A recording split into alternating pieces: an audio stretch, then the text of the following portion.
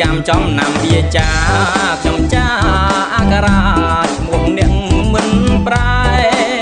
ទេសភាពល្អឯកជាទឹកដីខ្មែរសូមជួយរក្សាថែឲ្យបានគង់វង្សសូមជួយរក្សាថែឲ្យបានគង់វង្ស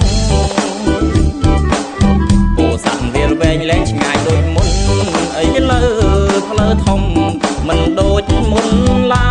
យខ្លាយជាបោផា